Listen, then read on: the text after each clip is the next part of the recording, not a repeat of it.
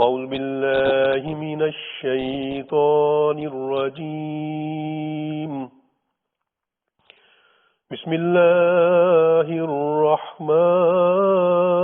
الرحيم فانطلقا حتى إذا ركبا في السفينة خرقها قال أخرقتها لتغرق أهلها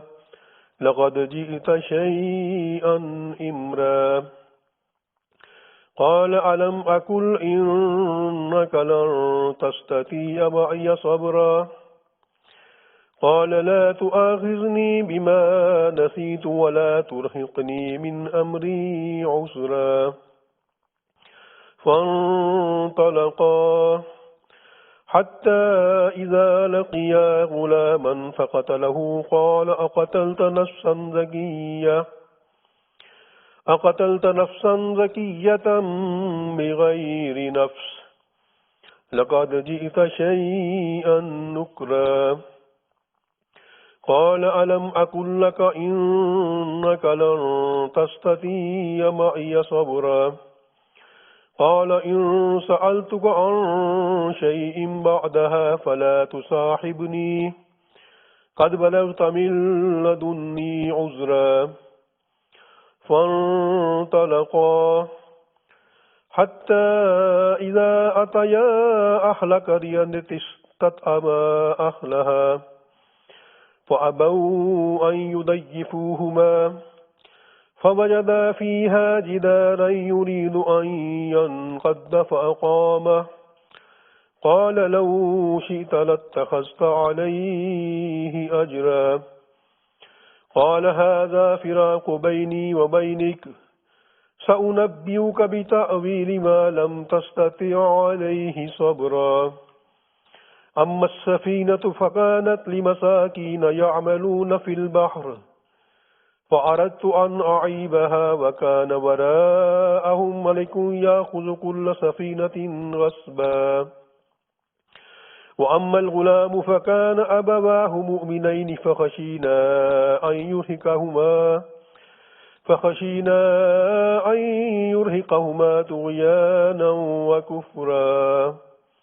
فأردنا أن يبدلهما ربهما خيرا منه زكاة وأقرب رحما وأما الجدار فكان لغلامين يتيمين في المدينة وكان تحته كنز لهما وكان أبوهما صالحا فأراد ربك أن يبلغا أشدهما ويستخرجا كنزهما رحمة من ربك وما فعلته عن أمري ذلك تعبيل ما لم تستطع عليه صبرا۔ احباب کرام، یہ رکوع جس کی خاکسار نے تلاوت کی ہے یہ قرآن کریم کی سورۃ الکہف جو 18ویں سورت ہے اس کا یہ 10واں رکوع ہے۔ کل کے درس میں 9ویں رکوع کے بارے میں کچھ تفسیر جو ہے وہ پیش کی گئی تھی اب آپ کے سامنے، اور آج یہ 10ویں رکوع کا ترجمہ جو ہے میں پہلے پڑھ کے سنا دیتا ہوں۔ اللہ تعالیٰ فرماتا ہے حضرت موسیٰ علیہ السلام کے یہ جو اسراء ہے ان کا ایک روحانی سفر ہے اس کے ذکر کرتے ہوئے فرمایا پھر وہ دونوں وہاں سے چل پڑے یہاں تک کہ جب وہ کشتی میں سوار ہوئے تو اس خدا کے برگزیدہ نے اس میں شگاف کر دیا، یعنی موسیٰ علیہ السلام کو ایک برگزیدہ شخصیت کے ساتھ ملاقات ہوئی رستے میں، انہوں نے کشتی میں سوراخ کر دیا۔ اس پر یعنی موسیٰ نے کہا کہ کیا آپ نے اس لیے شگاف کیا ہے کہ آپ اس کے اندر بیٹھ کر جانے والوں کو غرق کر دیں؟ آپ نے یقیناً ایک نہایت ناپسندیدہ کام کیا ہے۔ اس برگزیدہ خدا نے کہا کہ کیا میں نے تجھے نہیں کہا تھا کہ تو میرے ساتھ رہ کر ہرگز صبر نہیں کر سکے گا؟ اس پر یعنی موسیٰ نے کہا کہ اس دفعہ آپ مجھ پر گرفت نہ کریں کیونکہ میں آپ کی ہدایت کو بھول گیا تھا اور آپ میری اس بات کی وجہ سے مجھ پر سختی نہ کریں۔ پھر وہ دونوں وہاں سے چل پڑے یہاں تک کہ جب وہ ایک لڑکے کو ملے تو اس خدا کے بندہ نے اسے مار ڈالا۔ اس پر یعنی موسیٰ نے کہا کہ کیا یہ سچ نہیں ہے کہ آپ نے اس وقت ایک پاک باز اور بے گناہ شخص کو بغیر کسی خون کے بدلہ کے ناحق ہی مار ڈالا ہے۔ آپ نے یقیناً یہ بہت برا کام کیا ہے۔ اس خدا کے پیارے بندے نے کہا کہ کیا میں نے تجھے نہیں کہا تھا کہ تو میرے ساتھ رہ کر ہرگز صبر نہیں کر سکے گا؟ اس یعنی موسیٰ نے کہا کہ اگر اس کے بعد میں نے کسی بات کے متعلق آپ سے پوچھا تو بے شک آپ مجھے اپنے ساتھ نہ رکھیے گا، اور اس صورت میں آپ یقیناً میری اپنی رائے کے مطابق معذور سمجھے جانے کی حد تک پہنچ چکے ہوں گے۔ پھر وہ وہاں سے بھی چل پڑے، یہاں تک کہ جب وہ ایک بستی کے لوگوں کے پاس پہنچے تو اس بستی کے باشندوں سے انہوں نے کھانا مانگا، مگر انہوں نے انہیں اپنا مہمان بنانے سے انکار کر دیا۔ پھر انہوں نے اس بستی میں ایک ایسی دیوار پائی جو گرنے کو تھی، اس خدا کے بندہ نے اسے درست کر دیا۔ اس پر اس یعنی موسیٰ نے کہا کہ اگر آپ چاہتے تو یقیناً اس کی کچھ نہ کچھ اجرت لے سکتے تھے۔ اس خدا کے برگزیدہ نے کہا کہ یہ میرے درمیان اور تمہارے درمیان جدائی کا وقت ہے، جس بات پر تو صبر نہیں کر سکا میں ابھی تجھے اس کی حقیقت سے آگاہ کرتا ہوں۔ کشتی تو چند مساکین کی تھی جو دریا میں کام کرتے ہیں، اور ان کے سامنے دریا پار ایک ظالم بادشاہ تھا جو ہر ایک کشتی کو زبردستی چھین لیتا تھا، اس لیے میں نے چاہا کہ اسے عیب دار کر دوں۔ اور یہ جو لڑکے کا واقعہ ہے تو اس کی حقیقت یہ ہے کہ اس کے ماں باپ دونوں مومن تھے۔ اس پر اس کی یہ حالت دیکھ کر ہم ڈرے کہ ایسا نہ ہو بڑے ہو کر وہ ان پر سرکشی اور کفر کا الزام لگوا دے۔ بس ہم نے چاہا کہ ان کا رب ان کے اس لڑکے سے پاکیزگی اور رحم و انصاف کے لحاظ سے بہتر لڑکا بدل کر دے دے۔ اور وہ دیوار اس شہر کے 2 یتیم لڑکوں کی تھی، اور اس کے نیچے ان کا کچھ خزانہ گڑا ہوا تھا، اور ان کا باپ ایک نیک شخص تھا۔ اس لیے تیرے رب نے چاہا کہ وہ اپنی مضبوطی کی عمر کو پہنچ جائیں اور بڑے ہو کر اپنے خزانہ کو خود نکالیں۔ تیرے رب کی طرف سے ان پر خاص رحم ہوا ہے، اور یہ کام میں نے اپنے نفس کے حکم سے نہیں کیا۔ یہ اس بات کی حقیقت ہے جس پر تو صبر نہیں کر سکا۔ تو یہ 10ویں رکوع کا ترجمہ تھا۔ جیسے کہ کل کے درس میں یہ عرض کیا گیا تھا کہ یہ ایک نہایت عظیم و شان روحانی سفر ہے، کوئی ظاہری سفر مراد نہیں ہے، اور اس کے دلائل جو ہیں وہ تفسیر کبیر سے اب آپ کے سامنے رکھے گئے تھے۔ 2-3 باتیں جو ہے یہاں دوبارہ یاد دہانی کے طور پر میں عرض کر دیتا ہوں۔ ایک تو یہ ہے کہ حضرت موسیٰ علیہ السلام نے اپنے ایک نوجوان ساتھی کے ساتھ سفر کیا، جس کی تفسیر حضرت مسلم موعود رضی اللہ تعالیٰ نے حضرت عیسیٰ علیہ السلام کی ہے، اور سفر کے دوران ایک اللہ تعالیٰ کے برگزیدہ پیارے مقدس وجود کے ساتھ، جس کو اللہ تعالیٰ نے اپنا بندہ کہا ہے، اپنے بندوں میں سے ایک بندہ کہا ہے، ان کے ساتھ آپ کی ملاقات ہوئی، اور ان سے آپ نے علم اور رشد کی باتیں سیکھنے کی درخواست کی، اور انہوں نے آپ کو کہا کہ آپ نے زیادہ سوالات نہیں کرنے، لیکن اس کے باوجود 3 دفعہ حضرت موسیٰ علیہ السلام نے سوالات کیے بے صبر ہو کر، اور تیسری دفعہ پھر اس برگزیدہ بندے نے کہا کہ اب میں مزید آپ کو اپنے ساتھ لے کر آگے نہیں جا سکتا، اب یہ ہمارے درمیان میں جدائی کا وقت ہے، ہم دونوں جدا ہو جائیں گے۔ تو یہ موٹی موٹی باتیں ہیں جو ہمیں یاد رکھنی چاہیے۔ اور ایک بات یہ بھی ہے کہ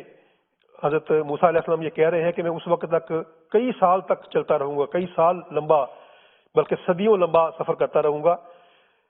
جب تک میں 2 سمندروں کے ملنے کی جگہ تک نہ پہنچوں۔ یہ 2 سمندر کیا ہیں، اور رستے میں جو چیزیں آپ نے دیکھی، دیوار دیکھی جس کو گرایا گیا، ایک نوجوان کو دیکھا جسے قتل کر دیا گیا، کشتی دیکھی جس میں سوراخ کر دیا گیا، تو ان خواب میں نظر آنے والے نظاروں کی تعبیر کیا ہے، اس پر مشتمل جو ہے وہ آج کا درس ہوگا انشاءاللہ۔ حضرت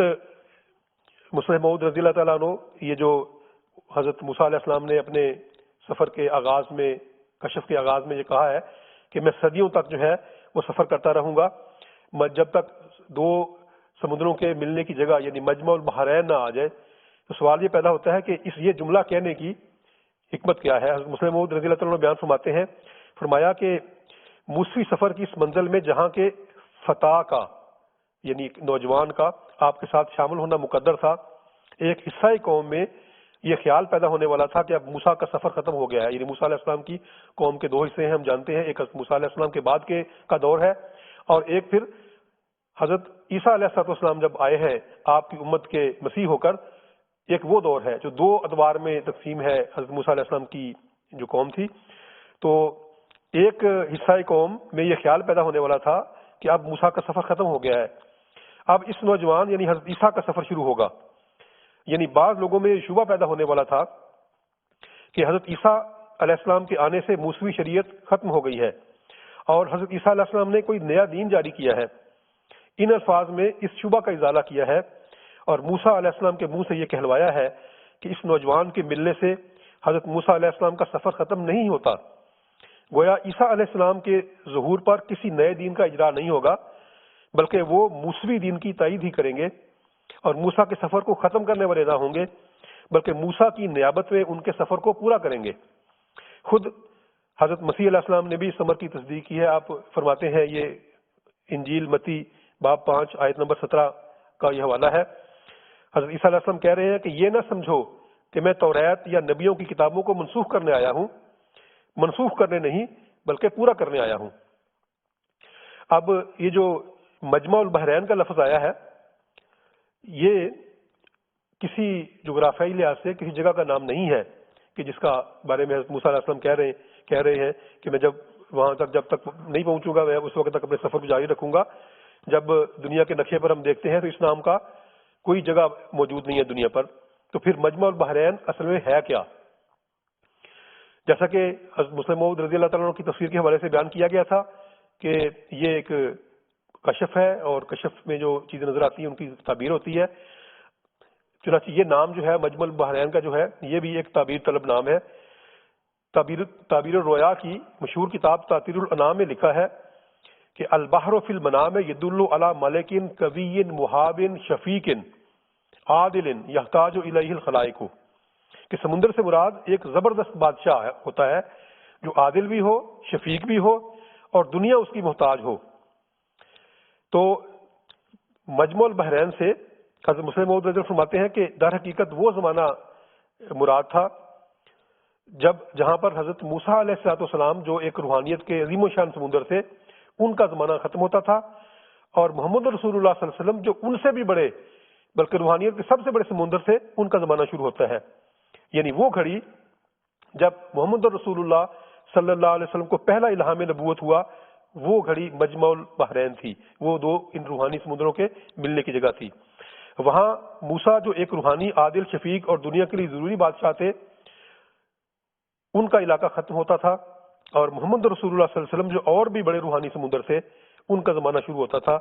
حضرت موسیٰ علیہ السلام کو کشف میں دو بڑے سمندروں کے ملنے کا مقام دکھا کر گویا یہ بتایا گیا کہ اس زمانہ تک آپ کی امت کا زمانہ ہے، آگے ایک اور سمندر شروع ہوتا ہے، آپ کا زمانہ ختم ہو کر اس نئے نبی کا کام شروع ہوگا اور وہی شخص روحانی زندگی کا سامان حاصل کر سکے گا جو اس سمندر میں غوطہ لگائے گا. اب یہ ایک چیز یہ ان آیات میں آئی ہے کہ کشف کے دوران انہوں نے دیکھا کہ ان کی کشتی جو ہے وہ نوجوان سے پوچھا تو انہوں نے کہا کہ وہ کشتی جو ہے مجھ سے کھوئی گئی ہے، گم ہو کے سمندر میں چلی گئی ہے. اب اس کی بھی تعبیر رویا کے لحاظ سے تعبیر دیکھتے ہیں کہ کیا ہے. تعطیر الانام میں یہ لکھا ہوا ہے کہ حوت لفظ جو ہے یعنی جس کا ترجمہ مچھلی ہے اس کے بارے میں لکھا کہ ربما دلت رؤیتہ علی معبد الصالحین و مسجد المتعبدین. حوت یعنی مچھلی کا دیکھنا بہت نیک لوگوں کی عبادت کی جگہ اور عبادت گزاروں کی مسجد پر دلالت کرتا ہے. یعنی مچھلی سے مراد عبادت کی جگہ ہے اور اسی طرح جو مسجد یا عبادت گاہ ہوتی ہے وہ بھی اس سے مراد ہے. حضرت موسیٰ علیہ السلام کو مجمع البحرین کے مقام کی یہ شناخت بیان کی گئی تھی کہ وہاں پر مچھلی غائب ہو جائے گی. یہ نشانی ہے کہ یہ وہ جو ہے مجمع البحرین ہے، وہاں ان کا جو ہے دور جو ہے وہ ختم ہو رہا ہے. پس نسیہ ہوتا ہوا کہ معنی یہ ہوا کہ جس مقام پر ان لوگوں کے ہاتھوں سے نیک لوگوں کی عبادت گاہیں اور عبادت گزاروں کی مساجد نکل جائیں گی وہی مقام مجمع البحرین کا ہوگا. یعنی یہاں موسوی سلسلہ ختم ہو جائے گا اور محمدی سلسلہ شروع ہو جائے گا. حضرت مسلم موعود رضی اللہ تعالیٰ عنہ نے اس کی بہت ہی ایمان افروز تفسیر بیان فرمائی ہے. حضور فرماتے ہیں یہ مضمون کس قدر واضح ہے. ایک نئے نبی کے آنے سے نیکی اور عبادت پہلی قوم سے چھین لی جاتی ہے اور اس نبی کی قوم کی طرف منتقل ہو جاتی ہے جو نیا نبی آتا ہے. اسی کی طرف اس کشف میں اشارہ کیا گیا ہے. اور بتایا ہے کہ سلسلہ محمدیہ کے اجراء پر بنی اسرائیل یعنی موسوی سلسلہ کے لوگوں کی عبادات خدا تعالیٰ کے حضور میں مقبول نہ رہیں گی، اور محمد رسول اللہ صلی اللہ علیہ وسلم کی امت کی عبادتیں ہی مقبول ہوں گی، اور عبادت اور صلاحیت کے جو آثار ہیں موسوی سلسلہ کے لوگوں سے غائب ہو جائیں گے۔ اور نسیہ ہوتا ہوا کہہ کر بتایا کہ وہ مچھلی بھول گئے کہ خالص اسرائیلی قوم تو اس وقت سے پہلے ہی صحیح عبادت اور تقویٰ کھو چکی ہوگی، صرف وہی قوم عبادت اور صلاحیت اپنے اندر رکھتی ہوگی جو صرف موسیٰ کی قوم نہیں کہلا سکتی، بلکہ موسیٰ اور اس کے فتیٰ یعنی نوجوان ساتھی یعنی عیسیٰ علیہ السلام کی قوم کہلا سکے گی، یعنی ان دونوں کی قوم کہلا سکے گی۔ یعنی حضرت مسیح کے آنے کے بعد مسیحیوں میں عبادت رہ جائے گی، بنی اسرائیل اس سے محروم ہو جائیں گے، لیکن چونکہ حضرت مسیح حضرت موسیٰ کے سلسلہ ہی کے نبی ہوں گے، اس لیے ان کی ہوت یعنی مچھلی بھی ایک رنگ میں موسیٰ کی ہوت ہوگی، اس لیے وہ دونوں کی طرف منسوب ہوگی۔ مگر جب مجمع البحرین کا مقام آئے گا تو اس قوم کے ہاتھ سے بھی جن کے موسیٰ اور عیسیٰ علیہ السلام مشترک طور پر معلم ہوں گے عبادت اور صلاحیت جاتی رہے گی۔ حضرت مسلم فرماتے ہیں اس مضمون کی طرف قرآن کریم کی ایک اور آیت میں کھلے لفظوں میں بھی اشارہ کیا گیا ہے۔ فرماتا ہے محمد رسول اللہ صلی اللہ علیہ وسلم والذین معہ اشداء علی الکفار رحماء بینہم تراہم رکعا سجدا یبتغون فضلا من اللہ ورضوانا سیماہم فی وجوہہم من اثر السجود ذالک مثلہم فی التوراۃ، یعنی محمد اللہ کے رسول ہیں صلی اللہ علیہ وسلم، اور وہ لوگ جو ان کے ساتھ ہیں کفار کے مقابلے میں بہت سخت ہیں اور آپس میں بہت رحم کرنے والے ہیں۔ تو ان کو دیکھے گا کہ رکوع اور سجدوں میں لگے رہتے ہیں اور اللہ تعالیٰ کے فضل اور اس کی رضا کے متلاشی ہیں، ان کے منہوں سے ان کے سجدوں کی قبولیت کے آثار ظاہر ہیں۔ یہ ان کی مثال تورات میں بیان ہو چکی ہے۔ اس آیت میں صاف بتایا ہے کہ حضرت موسیٰ علیہ السلام کے ذریعے سے بتایا گیا تھا کہ محمد رسول اللہ صلی اللہ علیہ وسلم اور ان کی جماعت کی سچائی کا ثبوت یہ ہوگا کہ ان کے چہروں سے یہ معلوم ہوگا کہ خدا تعالیٰ نے ان کے سجدوں کو قبول کر لیا ہے، جبکہ ان کے مخالفوں کی عبادتیں رد کر دی جائیں گی، اور اللہ تعالیٰ کے فضلوں کے آثار ان کے چہروں سے ظاہر نہیں ہوں گے۔ ایک اور چیز جو دوران کشف جو حضرت موسیٰ علیہ السلام نے دیکھی وہ یہ کہ کشتی جو ہے وہ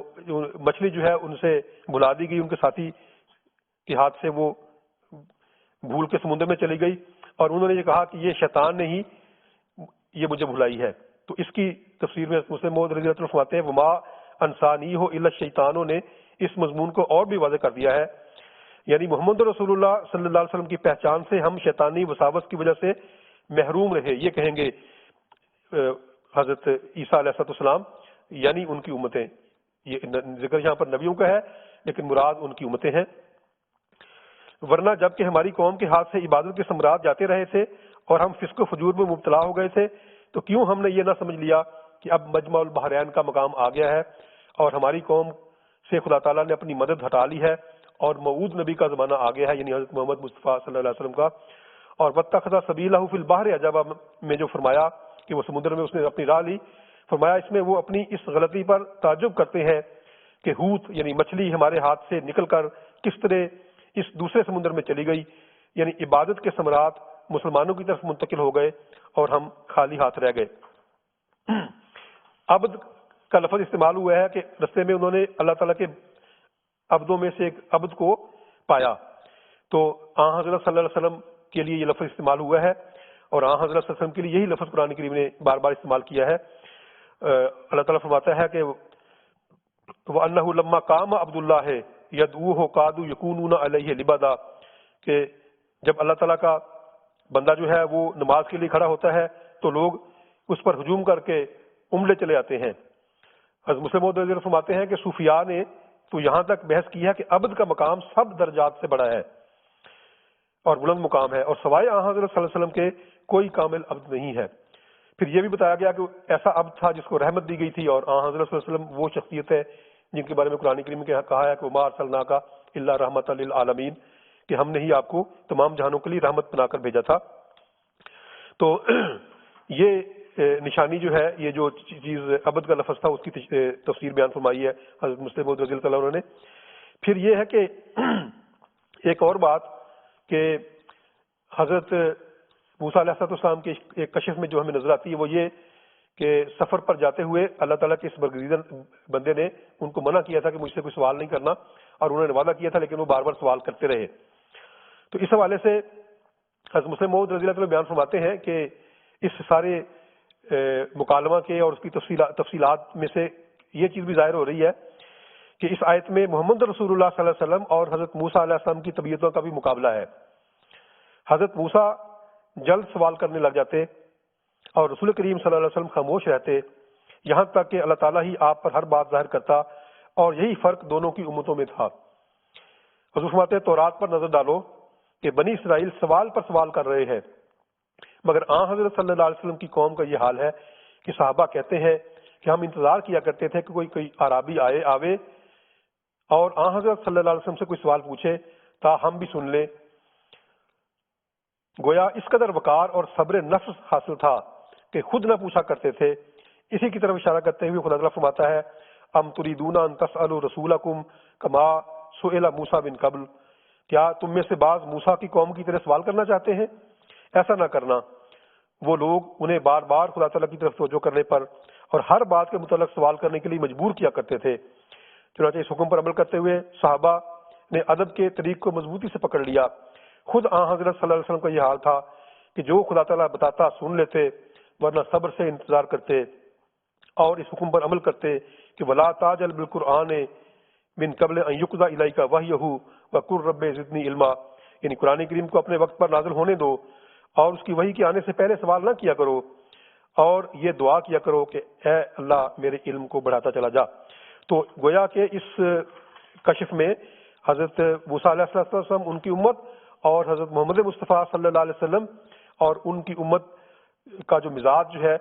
وہ بھی بیان کیا گیا ہے. حضور بیان فرماتے ہیں، حضرت مسلم موعود رضی اللہ عنہ فرماتے ہیں یہ عجیب لطیفہ ہے کہ موسیٰ سے پہلے سے اس قدر عہد لیے گئے کہ وہ سوال نہیں کریں گے اور پھر بھی وہ پوچھتے چلے گئے، مگر محمد رسول اللہ صلی اللہ علیہ وسلم کے اسراء میں ان سے جبریل نے کوئی عہد نہ لیا، مگر پھر بھی جب دنیا اور شیطان کے تمثیلی وجودوں کے کرنے کا موقع پر جبریل نے آپ کو سوال کرنے سے روکا تو آپ نے اس کی بات مان لی اور سوال نہ کیا، حالانکہ آپ نے کوئی عہد نہ کیا تھا. اس سے بھی محمدی مقام اور موسوی مقام کا فرق ظاہر ہوتا ہے. اب رکوع نمبر 10 جو ہے اس کے بعد اس میں جو بعض باتیں بیان کی گئی ہیں وہ میں بیان کروں گا. جیسا کہ ابھی آپ نے سنا کہ حضرت مسلم موعود رضی اللہ عنہ نے اس کشف کو محمدی مزاج اور موسوی مزاج کے درمیان میں ایک فرق بھی قرار دیا ہے، اور جو دونوں کے مابین امتیاز ہے اس کے بعض نکات جو ہے آپ نے بیان فرمائے ہیں. حضور بیان فرماتے ہیں، مزید فرماتے ہیں کہ اس مقام سے حضرت موسیٰ کے اسراء کا اصل واقعہ شروع ہو جاتا ہے اور امت محمدیہ و امت موسویہ کے حالات کا مقابلہ کیا گیا ہے. استاذ المکرم حضرت مولوی نور الدین صاحب فرمایا کرتے تھے کہ رسول کریم صلی اللہ علیہ وسلم کے اسراء اور حضرت موسیٰ کے اسراء میں یہ فرق ہے کہ رسول کریم صلی اللہ علیہ وسلم نے سوال سے پرہیز کیا اور موسیٰ علیہ السلام نے صبر نہ کیا. اس طرح دونوں کے جو واقعات اسراء میں بیان کیے گئے جو رسول کریم صلی اللہ علیہ وسلم کو بھی اسراء ہوا تھا اور حضرت موسیٰ علیہ السلام کو بھی اسراء ہوا، فرماتے ہیں کہ دونوں کے اسراء میں جو واقعات دکھائے گئے ہیں ان کی تعبیر بھی وہی ہے اور صرف تمثیلی زبان میں فرق ہے، ورنہ حقیقت ایک ہی ہے اور ہونا بھی یہی چاہیے تھا، کیونکہ موسوی اسراء میں محمدی ظہور کی خبر دی گئی تھی، بس ضروری تھا کہ محمدی اسراء کے واقعات کی طرف اشارہ کیا جائے. آپ فرماتے ہیں ایک جو کشتی کا ذکر ہے اس کشف میں اس کے بارے میں آپ فرماتے ہیں کہ سفینہ سے مراد یعنی کشتی سے مراد دنیاوی مال ہے، اور کشتی میں دونوں کے سوار ہونے سے مراد یہ ہے کہ دونوں کی امتوں پر ایک وقت ایسا آئے گا کہ انہیں دنیوی مال و متاع جو ہے وہ بافراغت ملے گا. آگے لکھا ہے کہ جب وہ دونوں کشتی میں سوار ہوئے تھے اس ساتھی نے کشتی کو پھاڑ دیا. فرمایا خرق صوبہ کے معنی ہوتے ہیں کہ اسے ٹکڑے ٹکڑے کر دیا. حضرت مسلم فرماتے ہیں کہ خرق سفینہ سے مراد یہ ہے کہ محمد رسول اللہ صلی اللہ علیہ وسلم نے اپنی امت کی دنیا کو بہت سے شرعی احکامات سے چھید ڈالا ہے. امت کی جو دنیاوی زندگی ہے اس کو بہت سارے شرعی احکام سے چھید ڈالا ہے، یعنی اس میں سوراخ کر دیے ہیں. مثلا اول زکوٰۃ کا حکم دیا ہے جس سے مال کم ہوتا ہے، یعنی کشتی سے مراد مال ہے اور مال زکوٰۃ سے کم ہوتا ہے. پھر صدقات کا حکم دیا ہے پھر سود سے منع کر کے دولت کو نقصان پہنچایا ہے، پھر ورثہ کا حکم دیا کر مال کو تقسیم کر دیا ہے اور دولت کو بڑھنے سے روک دیا ہے۔ گویا دنیا داروں کی نگاہ میں اپنی قوم کی دنیاوی زندگی تباہ کر دی ہے، اور نیکوکاروں کی نگاہ میں قوم کو دنیا کی محبت کے بد اثرات سے اور قوم کو عمراء کی غلامی سے بچا لیا ہے۔ یہ تعلیم موسوی سلسلہ کے لوگوں پر سخت گراں گزرتی ہے، یہود پر بھی اور نصارہ پر بھی، کیونکہ نصارہ منہ سے تو یہی کہتے ہیں کہ سوئی کے ناکے میں اونٹ کا گزر جانا آسان ہے، لیکن دولت مند کا خدا کی بادشاہ میں داخل ہونا بہت مشکل ہے۔ لیکن عمل ان کا یہ ہے کہ ان کے ممالک کے سب قوانین دولت مندوں کے اموال کو بڑھانے میں ممد ہیں۔ زکوٰۃ کا کوئی حکم ان میں نہیں، سود کی کھلی اجازت ہے، جوئے کی اجازت ہے، جائیداد کو بہت سے ورثاء میں تقسیم کرنے کا کوئی حکم نہیں۔ بہت سے عمراء اپنے بڑے بیٹوں کو دولت سپرد کر کے خاندان کی دولت کو بڑھاتے جاتے ہیں۔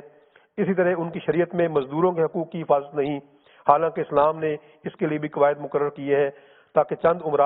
غرباء کو غلام بنا کر اپنے اموال نہ بڑھاتے رہیں۔ ان امتیازات کی وجہ سے یہود اور نصارہ اسلام میں داخل ہونے سے کتراتے ہیں اور سمجھتے ہیں کہ اسلام نے قوم کو غرق کرنے کی راہ کھول دی ہے۔ تو کشتی میں سوراخ کرنے کی یہ تفسیر جو ہے آپ نے بیان فرمائی ہے۔ اب نوجوان کو آپ نے دیکھا جس سے مراد حضرت عیسیٰ علیہ السلام دی گئی ہے، تو حضرت مسلم موعود رضی اللہ تعالیٰ عنہ بیان کرتے ہیں، فرماتے ہیں اب ہم علم تعبیر رویا میں نوجوان آدمی کو خواب میں دیکھنے کی تعبیر دیکھتے ہیں تو علاوہ اور تعبیروں کے ایک تعبیر یہ لکھی ہے کہ تدلو علی الحرکت والقوت والجہل، یعنی خواب میں نوجوان مرد کو دیکھے تو اس کے معنی قوت اور نشاط اور جہالت کے ہوتے ہیں، اور یہی امور انسان کو شیطان کے پیچھے چلانے والے ہوتے ہیں۔ فرمایا اور یہ جو دکھایا گیا کہ اس عبد نے اس غلام کو مار دیا اور اس پر حضرت موسیٰ علیہ السلام نے اعتراض کیا، اس میں یہ بتایا گیا ہے کہ اسلام کی دوسری تعلیم جو نصارہ کے لیے قابل اعتراض ہوگی وہ اسلام کا لغو اور لہو و لعب اور شراب سے روکنا ہوگا۔ اس پر موسوی سلسلہ کے لوگ خصوصاً مسیحی وہ اعتراض کریں گے کہ اسلام جوانی کو مارتا ہے اور انسان کو زندگی کا لطف نہیں لینے دیتا، اور یہ ظلم ہے۔ اللہ تعالیٰ نے یہ طاقتیں زندگی کا مزہ لینے کے لیے دی ہیں، نہ اس لیے کہ ان کو تباہ کر دیا جائے۔ چنانچہ غور کر کے دیکھ لو کہ ان شیطانی اعمال کی وجہ سے بالعموم مسیحی لوگ اسلام سے متنفر ہیں، کیونکہ اس میں انہیں ان شیطانی افعال سے روکا گیا ہے اور ان کے نزدیک گویا جوانی کا اسلام نے خون کر دیا ہے۔ یہاں ہم وہ مبلغین جو عرصے سے یورپ میں خدمات سر انجام دے رہے ہیں، ہمارے سامنے بھی یہ سوال بار بار پیش کیا جاتا ہے اور یہی کہا جاتا ہے کہ اسلام کی جو تعلیمات ہے وہ ہمارے لیے حرج ہماری زندگی میں لے کے آتی ہیں، ہمیں مختلف قسم کی چیزوں میں جکڑا جاتا ہے، پابندیوں میں جکڑا جاتا ہے اور انسان کو آزاد پیدا کیا ہے۔ تو یہ چیز جو حضور نے پوائنٹ بیان کیا ہے یہ ہم نے خود اپنی کانوں سے سنا ہے اور دیکھا ہے کہ یہ چیزیں بیان کی جاتی ہیں یہاں پر اعتراض کے طور پر۔ اب بار بار سوال کیا گیا اور کہا اللہ تعالیٰ کے برگزیدہ بندے نے موسیٰ علیہ السلام کو کہ اب کی دفعہ جانے دو اور تعلق نہ توڑو، اور پھر اگر ایسا کیا تو تعلق جو ہے وہ توڑ دینا۔ اس میں بھی اس طرف اشارہ ہے کہ یہود اور نصارہ بار بار مسلمانوں سے معاہدات کریں گے، یعنی موسیٰ علیہ السلام سے مراد موسیٰ علیہ السلام کی قوم، عیسیٰ علیہ السلام سے مراد عیسیٰ علیہ السلام کی قوم، یعنی یہود و نصارہ جو ہیں بار بار وعدہ کریں گے، مسلمانوں کے ساتھ معاہدے کریں گے اور پھر ان کو توڑ دیں گے، اور وہ عداوت جو انہیں اسلام سے ہے ان پر غالب آ جائے گی۔ اب دیوار بنانے کی تعبیر اور اس سے کیا استدلال کیا مسلم موعود رضی اللہ تعالیٰ عنہ نے، وہ بیان کرتا ہوں آخر میں۔ اس کے بعد انہوں نے ایک دیوار دیکھی جو گرنے کو تھی۔ تاثیر الانام میں لکھا ہے کہ جب کوئی دیوار دیکھے جس میں خرابی ہو گئی ہو تو اس سے مراد کوئی عالم یا امام ہوتا ہے جس کا مال جاتا رہتا ہے۔ ان تعبیروں کو مد نظر رکھتے ہوئے اس سارے نظارہ کا یہ مطلب ہوگا کہ حضرت موسیٰ اور وہ اللہ کا بندہ جس کے ساتھ وہ چلے تھے ایک جماعت سے تعاون چاہیں گے، مگر وہ تعاون نہ کرے گی، اور وہ کسی بزرگ کے کام کو خراب ہوتا دیکھیں گے۔ اس پر موسیٰ علیہ السلام تو خاموش رہیں گے، لیکن وہ عبداللہ اس کام کو درست کر دے گا، یا یہ کہ اس قوم کے لیے دوسرا حاکم مقرر ہو جائے گا۔ موسیٰ علیہ السلام اس امر کو دیکھ کر کہیں گے کہ اس پر کوئی اجر لیتے تو اچھا ہوتا، مگر وہ اس بات کو سن کر ناراض ہو جائے گا اور کہے گا کہ اب تمہارا تعلق جو ہے وہ ختم ہے۔ حضور نے یہاں سے بیان فرمایا کہ اہل کتاب سے مسلمانوں کو تعاون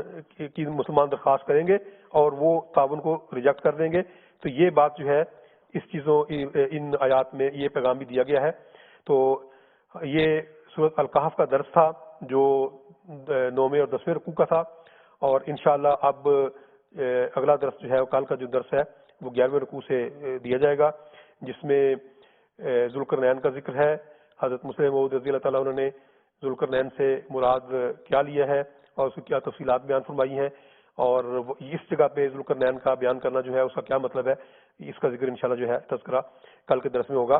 اب آخر پہ میں احباب جماعت کی خدمت میں یہ ایک اطلاع دینا چاہتا ہوں کہ ابھی اس درس کے ختم ہونے کے بعد آپ سے درخواست ہے کہ آپ ہمارے ساتھ جڑے رہیں، اور کیونکہ ابھی آپ کو حضرت امیر المومنین خلیفۃ المسیح الخامس اید اللہ تعالیٰ بنصر العزیز کی صحت کے حوالے سے ایک پیغام جو ہے وہ آپ کو سنایا جائے گا، بتایا جائے گا۔ تو اب آپ سے درخواست ہے کہ ابھی اپنے ٹی وی سیٹس کو بند نہ کریں، بلکہ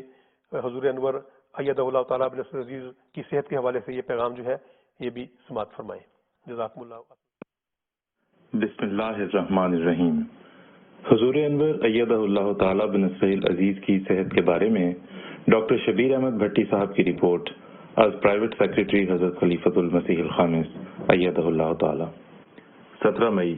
سن 2020۔ اللہ تعالیٰ کے فضل سے حضور انور ایدہ اللہ تعالیٰ کی عمومی صحت آج بہت بہتر رہی۔ زخموں کے درد میں بھی کمی آئی ہے اور ماتھے، ناک اور گھٹنے کے زخم بڑے تسلی بخش طور پر مندمل ہو رہے ہیں، الحمدللہ۔ حضور انور ایدہ اللہ تعالیٰ ڈاک بھی ملاحظہ فرما رہے ہیں اور سب احباب جماعت کے لیے دعائیں بھی کر رہے ہیں۔ آپ بھی پیارے آقا کے لیے درد دل سے دعائیں جاری رکھیں کہ اللہ تعالیٰ محض اپنے فضل سے حضور کو جلد شفائے کاملہ عطا فرمائے، تاکہ جماعت اگلے جمعے اپنے پیارے امام کی زیارت سے مشرف ہو سکے۔